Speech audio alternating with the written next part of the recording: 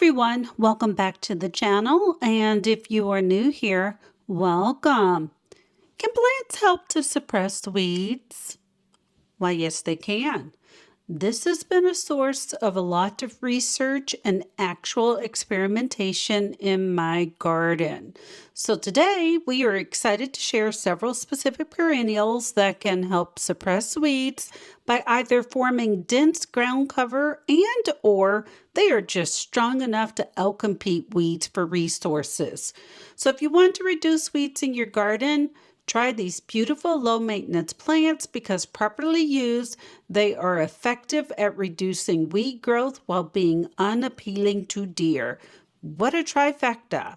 And at the end of this list, we will be providing specific planting techniques that successfully reduce weeds in your garden as well.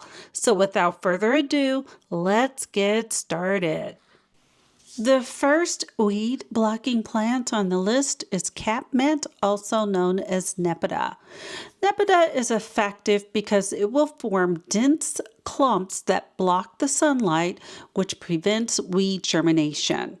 Now, these plants will grow anywhere from 1 to 3 feet in height, depending upon the variety, and typically they thrive in zones 4 to 8 all the way up to 9, preferring full sun to part sun, and its strong aromatic foliage will deter deer. Next is lamb's ear. Now, it resists deer because it has these fuzzy, woolly leaves that many deer find unpalatable. Its dense, low-growing foliage creates a mat that simply smothers the weeds. Next is yarrow. Now, its fern-like aromatic foliage repels deer, and it is able to suppress weeds because its dense growth and deep roots compete with weeds for nutrients and space. It is hardy in zones 3 through 9, thriving in full sun. The nice thing about yarrow is that it's available in a lot of colors like yellow, red, pink, and white. Next is Brunnera. Now, Brunnera has these coarse, heart-shaped leaves that deter deer. These leaves also create a dense canopy that will reduce weed germination. Growing to become about 12 to 18 inches in height, it thrives in zones 3 to 8, but you want to make sure that you put this plant in partial to full shade. Next is creeping thyme. Its aromatic foliage repels deer, and it is very low growing, only to about 2 to 6 inches in height, but it spreads out to create a dense mat that blocks weed germination. Next is Salvia nemorosa, also known as woodland sage. It has aromatic leaves and stems that repel deer. Now, it is able to suppress weeds because it has a clumping growth habit and dense foliage that will just flat out outcompete the weeds. It is hardy in zones 4 through 8. Some gardeners in zone 9 have success growing these plants as well. Ornamental oregano will form a spreading low mat that will reach heights of 6 to 12 inches that covers the soil and limits weed growth. It is hardy in zones 5 through 9, preferring full sun, but it can also tolerate dry, poor soils. Next is Russian sage. Now, Russian sage has these aromatic silvery foliage that is unappealing to deer. You will have lavender blue flower spikes in late summer, but it is its dense, upright growth and deep roots that will outcompete the weeds. Russian sage is typically hardy in zones 5 through 9, thriving in full sun, and it will be drought tolerant once it's established. Next is Coreopsis. It is known to have this slight bitter foliage that deters deer.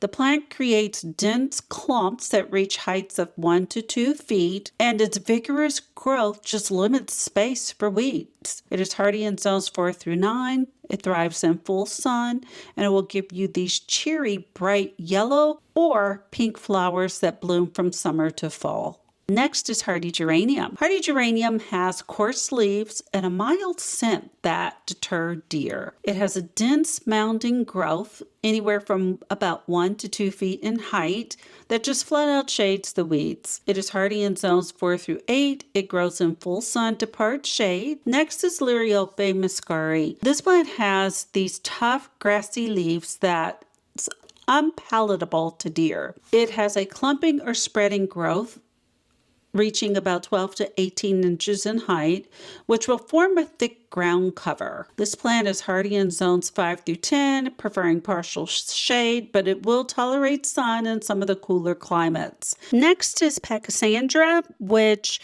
this plant has glossy evergreen leaves that are rarely eaten by deer.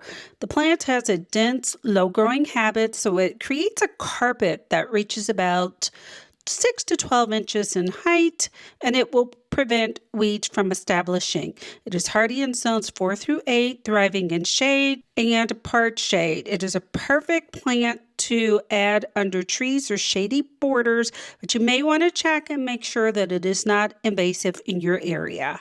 Next is Hellebores. Now this plant has leathery evergreen leaves and its toxic properties deter deer. The broad leaves on this plant forms clumps that can reach 1 to 2 feet in height that will shade the soil and reduce weed growth. It is hardy in zones 4 through 9, preferring part to full shade, and these plants in early spring will have flowers occurring in many shades, including white, pink, purple, and green. Next is bugleweed or Ajuga Reptens.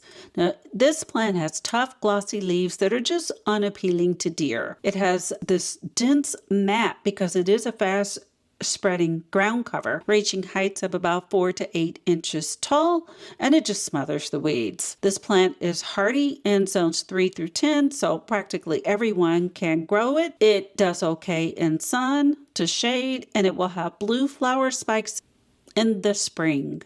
So y'all, the 3 tips are: space plants in groups or drifts to maximize ground coverage, to suppress those weeds by creating a thick barrier against them. Always apply a layer of organic mulch around new plantings to suppress the weeds, and then match your plants to your garden's light, soil, and moisture conditions so they grow and become vigorous, healthy plants that are better at outcompeting the weeds.